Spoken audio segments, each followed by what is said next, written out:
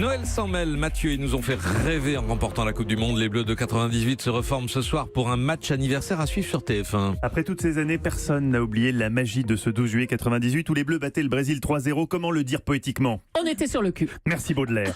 C'était il y a 20 ans. Vous n'imaginez pas le poids de cette phrase pour quelqu'un qui porte encore des t-shirts fantasy comme s'il était toujours jeune. Pouvoir dire c'était il y a 20 ans et réaliser avec effroi qu'on était déjà grand il y a 20 ans, c'est prendre conscience soudain que même si on joue encore à la PlayStation et qu'on se nourrit de pépitos, on est quand même déjà un peu vieux. C'était il y a 20 ans, on se souvient tous de ce qu'on faisait ce 12 juillet. C'est le problème de cette commémoration. On se souvient de ce qu'on a vécu, mais du même coup on réalise ce qu'on n'est pas devenu. Moi il y a 20 ans, je rêvais de devenir cinéaste et d'écrire des films pour Jean Rochefort. Finalement je tricote des pochettes humoristiques autour d'extraits sonores de Laurent Cabrol qui imite Georges Brassens. Parlez-moi de la pluie et non pas du beau temps. Oui Patrick, le destin est parfois cruel avec ceux qui rêvent. En 20 ans, même nos champions du monde ont eu le temps de prendre des chemins différents. Leur arrivée ce matin à Nanterre où aura lieu le match en témoigne, car ils s'étaient dit rendez-vous dans 20 ans, même jour, même heure, même Porsche, sauf Diomède qui lui viendra plutôt en Doche.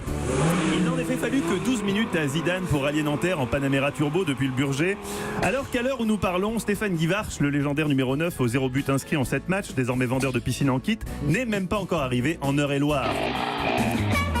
Désolé les gars, je suis parti en aquaplaning sur la rocade de Saint-Brieuc, j'ai failli planter la mob dans un jumpy. Là je fais du stop devant l'autogrill de Guéméné. Si je suis pas là au coup d'envoi, mettez Diomède à ma place. Lui il vient en blablacar avec Candela et Charbonnier, il devrait être à l'heure. Ah, Stéphane Guivarch. Où était-il passé ? À Concarneau, Patrick, où avec ce goût de l'impossible qu'il a toujours animé, il tente de vendre des piscines. Et vendre des piscines en Bretagne, c'est comme essayer de dribbler Roberto Carlos par la gauche. Son côté fort, c'est con, mais c'est panache.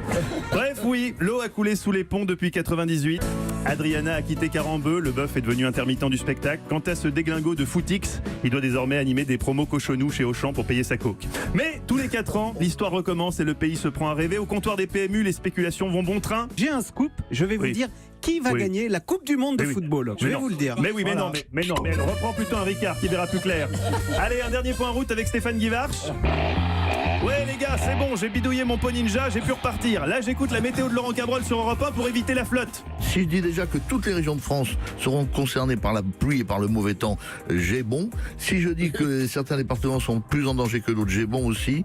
Mais ça ne veut pas dire qu'il ne pleuvra pas. Mais il pleuvra partout. Putain les gars, j'ai rien compris, je vais plutôt prendre un Ouibus. Mathieu Noël, qu'on retrouve à midi évidemment pour votre émission très riche et très variée. Avec du cannabis. Du cannabis et Axel de Tarlet, c'est le résumé du post-it. Ouais, c'est la en fin. 2 mots. C'est la fin de saison, c'est normal.